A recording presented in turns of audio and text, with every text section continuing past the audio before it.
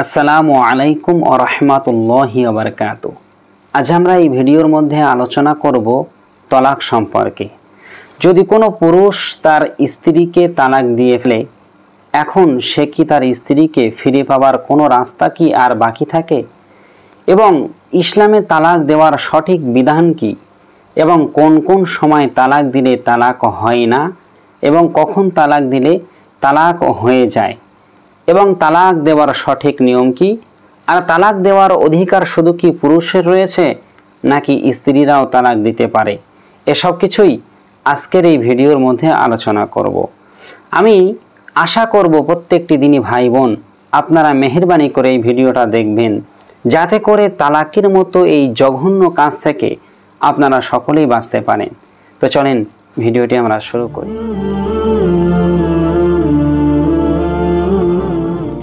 তো জেনে রাখা দরকার, ইসলাম শরিয়াতের মধ্যে যত বৈধ কর্ম রয়েছে, জায়েজ কর্ম রয়েছে, এই জায়েজের মধ্যে সবচাইতে নিকৃষ্টতম জায়েজ যেটি, সবচাইতে নিকৃষ্টতম বৈধ যেটি, সেটি হলো তলাক।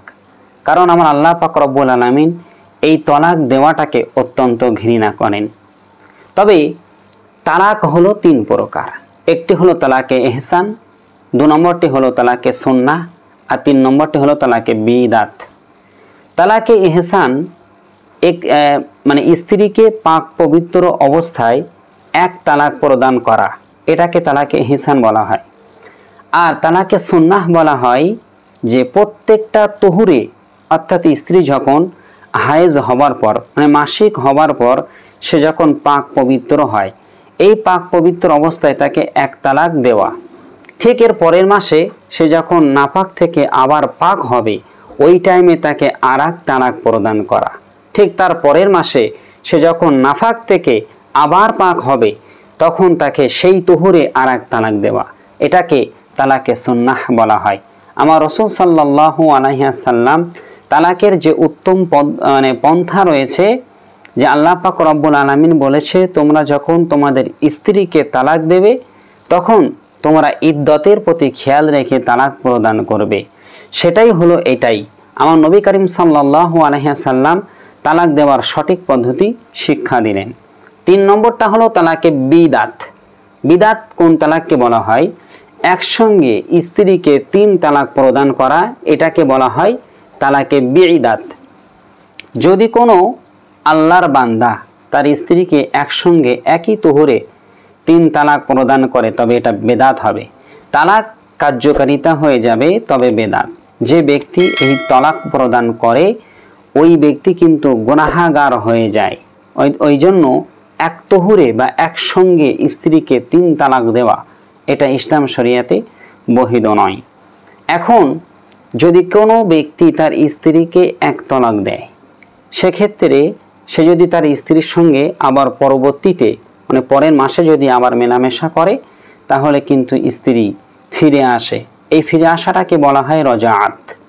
এবং কোনো ব্যক্তি যদি একসঙ্গে তার স্ত্রীকে তিন তালাক দিয়ে ফেলে, সেক্ষেত্রে তার স্ত্রীকে ফিরিয়ে নেওয়ার আর কোনো প্রকার রাস্তা থাকে না।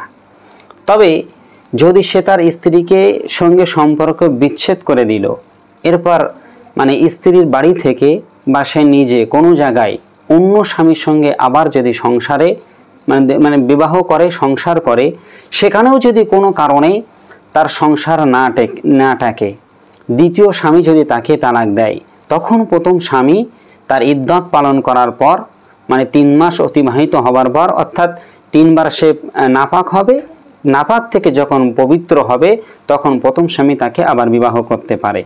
তবে একটি গুরুত্বপূর্ণ জেনে রাখা দরকার, সমাজে একটি বিষয় প্রচলিত আছে, কেউ তার স্ত্রীকে একসঙ্গে 3 তালাক প্রদান করলো, এরপরে সে একটা দাদা কিংবা নানা এরকম কোনো একজন বয়োজ্যেষ্ঠ ব্যক্তির সঙ্গে তার বিবাহ দিয়ে দেয়, এই চুক্তিতে যে তুমি তার সঙ্গে 3 মাস পর সংসার করবে, তারপরে তুমি তাকে আবার তালাক দিয়ে দেবে, আমি আমার স্ত্রীকে বিবাহ করব। এইরকম কোনো প্রকার চুক্তি করে যদি কারোর সঙ্গে বিবাহ দেওয়া হয়, তাহলে কিন্তু এটা ইসলাম শরিয়াতে বৈধ নেই, জায়েজ নেই, এটা সম্পূর্ণ হারাম। কোনো চুক্তি ছাড়াই যদি তার স্ত্রীর সঙ্গে 3 তালাক দেওয়ার পরে পুরো বিচ্ছেদ হয়ে গেল, কোনো প্রকার আর সম্পর্ক নেই, এখন যদি তার বাড়ির থেকে অন্য কোনো জায়গায় সেই স্ত্রীকে আবার বিবাহ দেয় আর কাকতালীয়ভাবে যদি সেখানেও তার সংসার না থাকে, তখন প্রথম স্বামী যদি চায় তবে সে স্ত্রীকে আবার ফিরিয়ে নিতে পারে, বিবাহ করতে পারে। কিন্তু এই যে সমাজে প্রচলিত চুক্তি করে যে বিবাহ দেয়, এটা কিন্তু ইসলাম শরিয়াতে একেবারেই জায়েজ নেই। এখন আসি, তলাক দেওয়ার বিধানটা শুধু পুরুষের জন্য জায়েজ নাকি মহিলারাও দিতে পারে?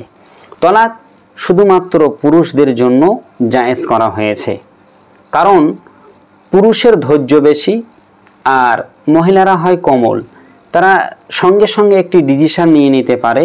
এই জন্য তারা রাগের মাথায় এই রকম তাদের যদি তালাক দেওয়ার যদি বিধানটা করা হতো, তাহলে তারা সম্পর্ক বেশি বিচ্ছেদ হতো। এই জন্য আল্লাহ তাআলা রব্বুল আলামিন তিনি পুরুষদের হাতে এই তলাকের বিধানটা রেখে দিয়েছেন, কারণ অনেকক্ষণ সহ্য ধৈর্য করতে পারবে বলে পুরুষ।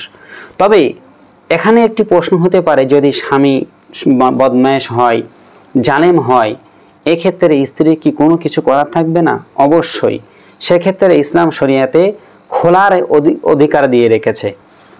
তলাক যেরকম ইসলামিক একটি বিধান, ঠিক অনুরূপভাবে খোলাও ইসলামের আরেকটি বিধান। এই খোলা কাকে বলা হয়? যে স্ত্রী যদি স্বামীর অত্যাচার সহ্য না করতে পেরে স্বামীর কাছ থেকে সে নিজেকে ছাড়িয়ে নিতে চায়, তবে স্ত্রী খোলা করবে, অর্থাৎ তার স্বামীর থেকে পৃথক হয়ে যাবে। সেটা কিভাবে?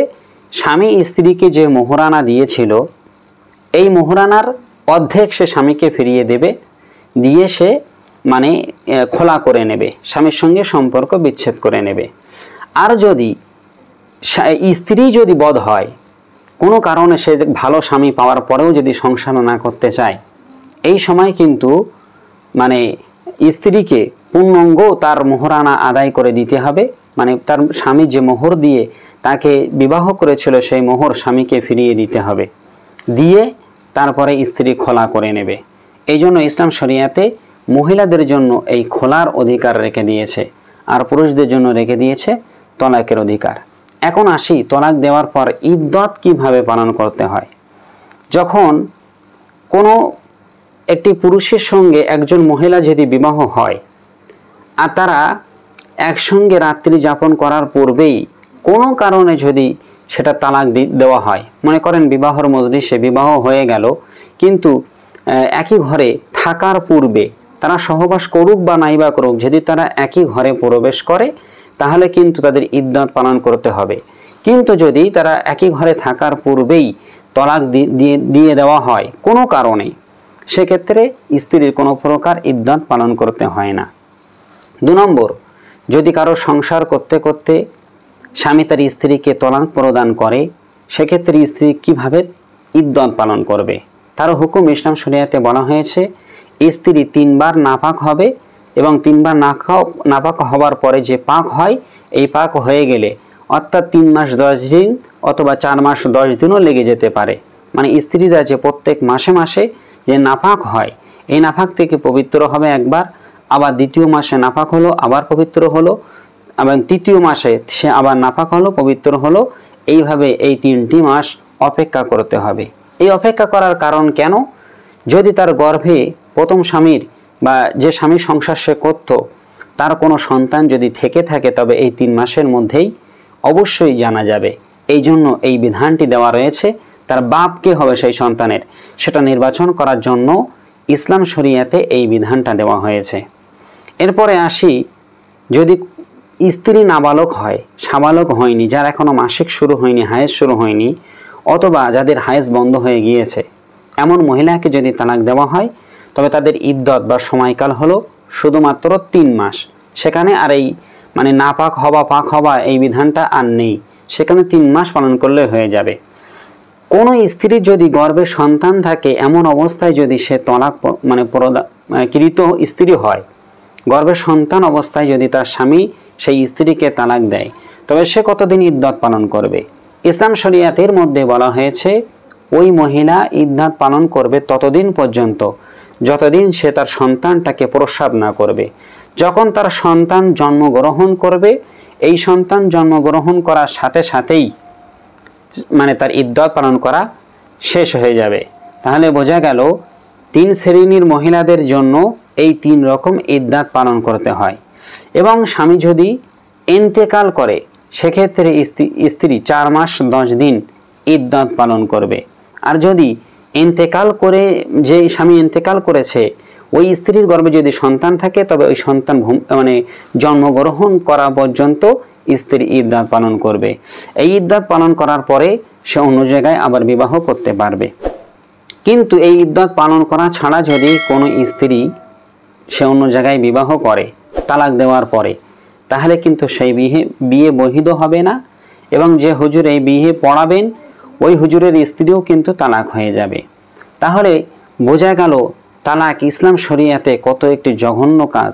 এই জন্য যে এই বিচ্ছেদ ঘটানোর পূর্বে আপনারা ভালোভাবে যাচাই বাছাই করে নেবেন, কারণ এটা হয়ে গেলে আর কোনো প্রকার উপায় থাকে না। আশা করি এই ভিডিও থেকে আপনারা কিছু গুরুত্বপূর্ণ বিষয় জানতে পেরেছেন, শিখতে পেরেছেন। যদি ভিডিওটি ভালো লাগে অবশ্যই ভিডিওতে একটি লাইক করবেন, আর এই চ্যানেলে নতুন হলে অবশ্যই চ্যানেলটাকে সাবস্ক্রাইব করবেন। ইনশাআল্লাহ অন্য কোনো দিন আপনাদের সাথে আবার দেখা হবে। আল্লাহ হাফেজ।